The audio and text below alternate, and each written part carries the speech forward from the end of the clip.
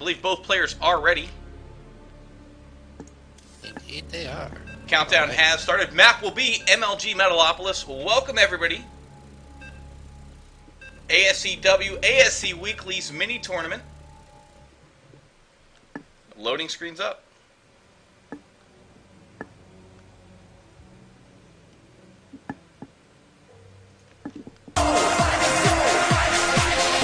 For the masses jumping up on the set. Check one, check two, one, my check. For the masses, check.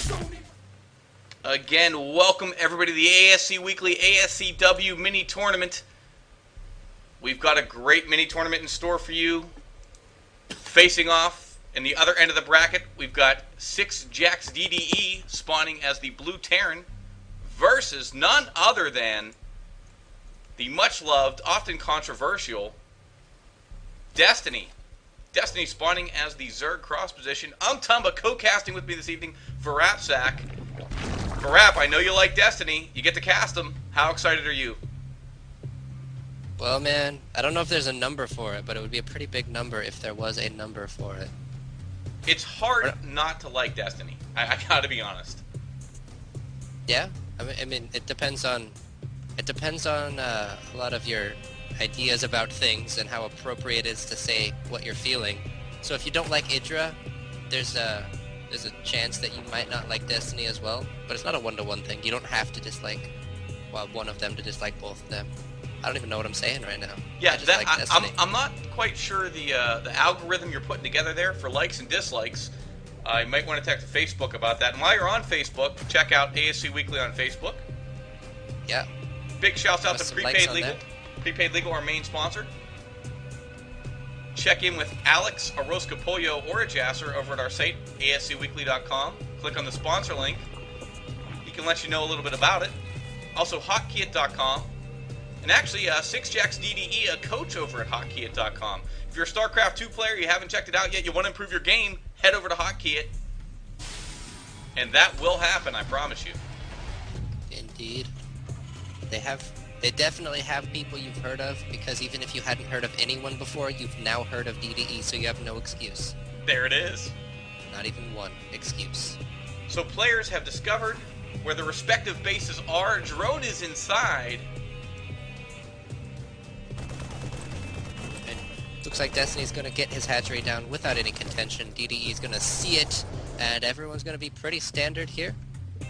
There was no gas just yet for Destiny, waiting a little bit while longer for that. He doesn't really need Zergling speed right now.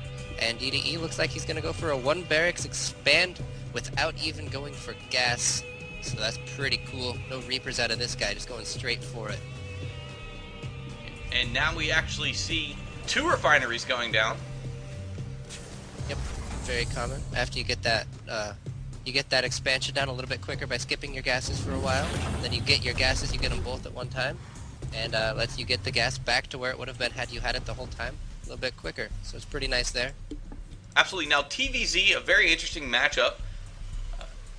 Always a lot of fun-filled baneling explosions, as well as mutaclouds making their way over to the Terran base, trying to wreak havoc. Terran always trying to annoy with drops and do whatever they can to go ahead and disrupt the Zerg economy. It's not uncommon for about the 11-minute mark or sooner. You see a couple mutas hit the field. And a lot of Terran, caught off guard by this, repeatedly try to throw down that missile turret and get it down a little bit late. So we'll see exactly what rolls out here with Destiny and DDE. DDE, obviously a top Terran. Top foreigner Terran.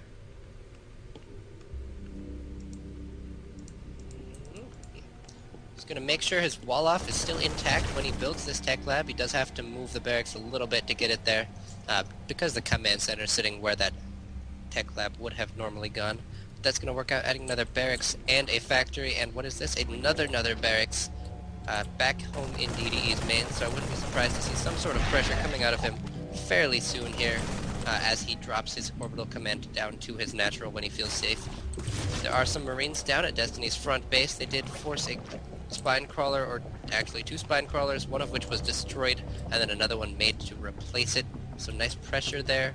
Just making sure Destiny has to build some static defenses, invest a little bit in Zerglings, not able to continuously pump drones as he would love to do, I'm sure. Yeah, and obviously, just going to go down there, feign some pressure, allow him to get his expansion up as safely as possible. So we do have Stim going down first thing out of DDE's tech lab. Looks like he's going to have 2 more barracks that he's leaving without expansions for the time being, and switching over the factory and the starport so the starport can produce double medevacs at a time. Pretty standard, pretty nice. Medevacs are really good to have for your units, especially when Stim finishes. So everything making sense from DDE's point of view. Absolutely. Medevac making the Marine so much more hard to deal with for Zerg, because you don't need a huge critical mass of them to do so much damage. Every Marine counts, and they are a lot more robust when they have medevac support. Indeed, and there's an SCV going to scout this out for DDE, see that there's no third down for Destiny just yet, see that there's a spine crawler that likes to poke SCVs in the face down at Destiny's natural. There are double Evo chambers back at Destiny's home base, and scan going down because the SCV didn't make it all the way in there. DDE just wants to make sure he knows exactly what's going on, because he's pushing out with some Marines and some medevacs, and well, we could very well see him lift them up, drop them in the main of Destiny. He's just going to stop, clear off this watchtower. Very, very nice move. Too often Terran players skip the watchtower, don't take out whatever's sitting there watching things happen, and it's always a good thing to deny your opponent vision. Absolutely. Marching over just to see and inspect, did he in fact take the third, is going to see, no, he has not yet taken the third. No, and he's going to walk onto the creeps, scan, take out some creep tumors, just be a little bit annoying, stimming and running down so he can take out just a couple of extra ones. That one stim for a couple Marines, not a huge deal. He's got 2 medevacs there, they've got plenty of energy for this. Stim expiring, he's going to re-stim. Looks like he did, and going to force those Zerglings back, but he did lose a significant amount of his Marine force. The rest of them lifted up, trying to join with the rest, and looks like it's a lot of Zerglings, but Destiny going to pull back a little bit, doesn't want to lose too many of them to this Marine force. Yes, he could take it out if he wanted to, but he would lose a lot of Zerglings in the process. Instead, he's just going to sacrifice some of this creep, and let some of the Zerglings go with mind of their own. DDE, just throwing a pause down real quick. I like set an alarm for something. I like how DDE is clearing out a lot of these creep tumors, just letting him know, hey, I'm here, I'm outside your base, I'm not going anywhere anytime soon, and kind of throwing Destiny off a little bit. There we go. And we're back. But yeah, if you look at the minimap at the creep, you see that the purple is pretty far out there. But look for little white dots on the thing. This one, underneath this Overlord here, that's the furthest creep tumor Destiny has out there. All of that creep is gonna die. Oh, there's a Korean gonna drop some tumors, make sure it doesn't die. So whatever, Caster. Making a liar. Caster's Curse making a liar out of Rapsack. Gonna go ahead and patch that creep up as best as possible.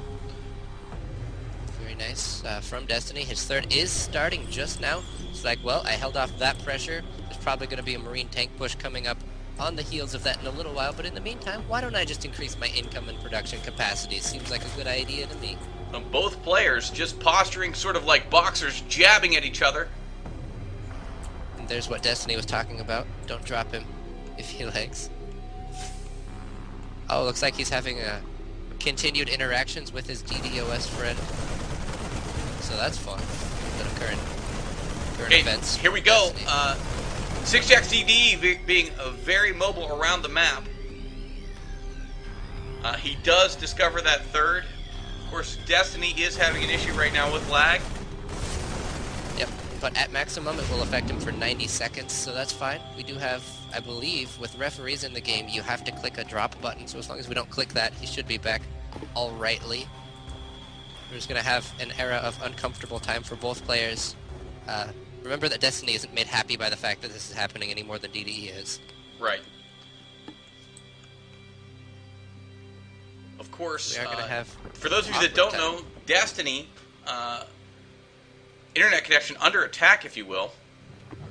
Varapsack, being our resident Encyclopedia O Internet, happens to know a little bit about it. Why don't you explain why we have this issue, what's causing this issue?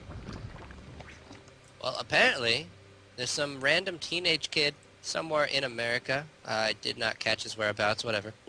And he's basically paying for an internet service, which is illegal, by the way, for anyone getting ideas like that kid. It is illegal, so Destiny definitely has a case that could stand up in some sort of court.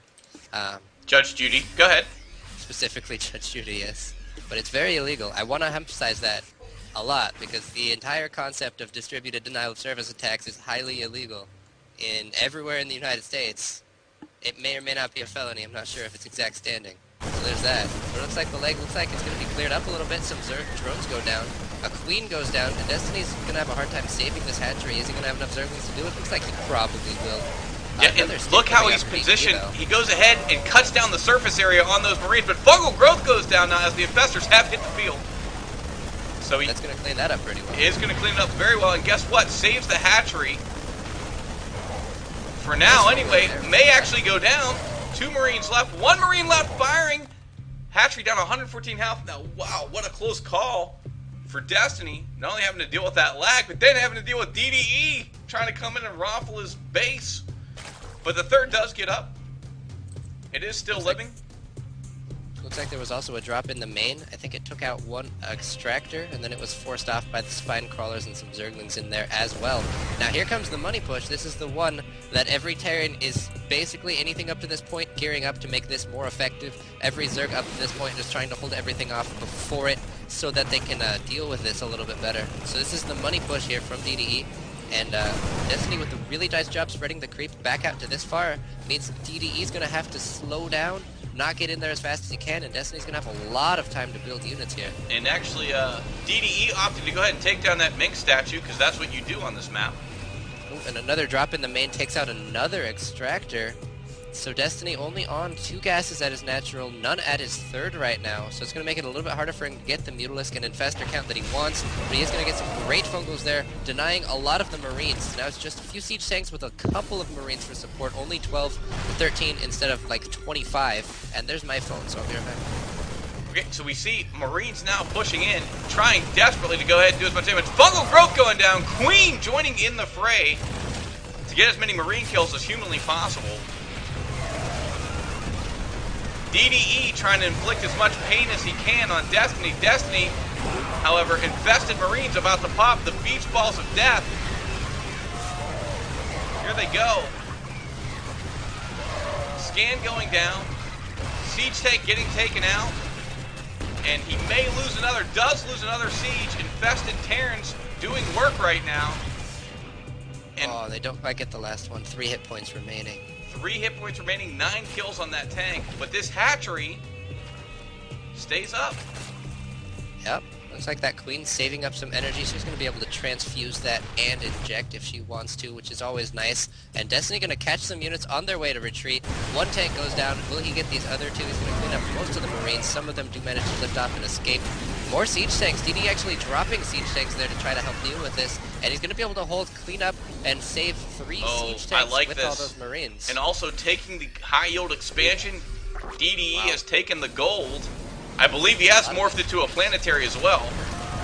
Indeed, and still continuing this aggression, so very nice job of doing that while pushing forward, something every Terran player needs to focus on doing.